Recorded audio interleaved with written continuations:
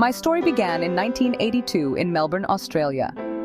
Unlike most newborns, I entered the world with a rare disorder called tetra-amelia syndrome. I was born without arms and legs. Only a small foot with 2 toes protruded from my left hip. Imagine the shock my parents felt. Their dreams of a normal child dashed in an instant.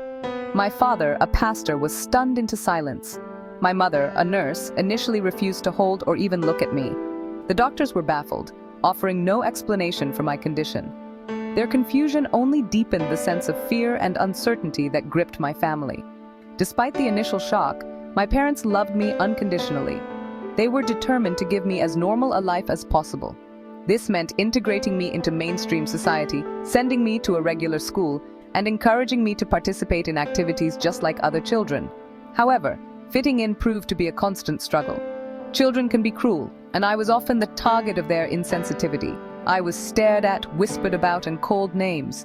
The feeling of being different, of not belonging, was a heavy burden to carry. If you found this story inspiring, please like, share, and subscribe to support more content like this. Growing up without limbs was challenging enough, but the relentless bullying I endured made my childhood a living nightmare. Children can be brutally honest, and their words cut deep. I was called a freak, an alien, a mistake of nature.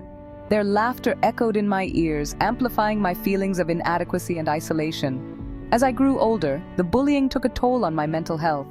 I retreated into myself, consumed by feelings of hopelessness and despair. Why me? What was the point of living a life so different, so difficult? These questions haunted me, driving me to the brink of despair. At the tender age of 8, the weight of my struggles became unbearable. I contemplated suicide, believing that death was the only escape from my pain. The thought of causing my family further anguish almost stopped me, but the darkness felt all-encompassing. One day, standing on a stool in the bathroom, I prepared to end my life. I pictured my parents finding my lifeless body, their hearts shattered into a million pieces. The thought of their grief was unbearable. It was in that moment of agonizing clarity that I realized I couldn't do that to them. I had to find a reason to live, a purpose for my existence.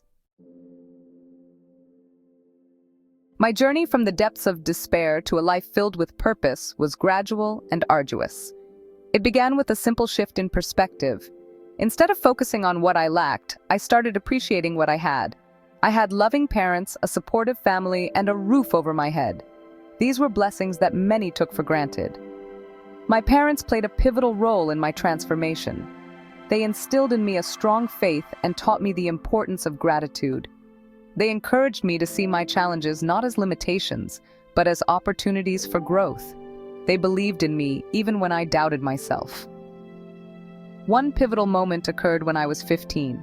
I read a newspaper article about a man with severe disabilities who lived a fulfilling life. His story ignited a spark within me. If he could find purpose despite his challenges, why couldn't I? That's when I realized that my purpose in life wasn't defined by my physical limitations, but by my attitude and my choices.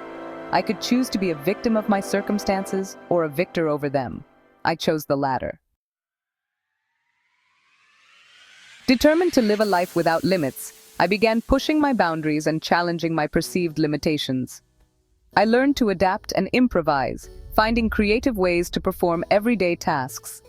I taught myself to write using the 2 toes on my left foot. I learned to swim by using my torso for buoyancy and my head for direction. With each small victory, my confidence grew. I realized that my physical limitations could not confine my spirit or my determination. I embraced my uniqueness, seeing it not as a curse, but as a gift that set me apart. As I grew older, I discovered a passion for public speaking. I wanted to share my story with the world, to inspire others to overcome their challenges and live life to the fullest.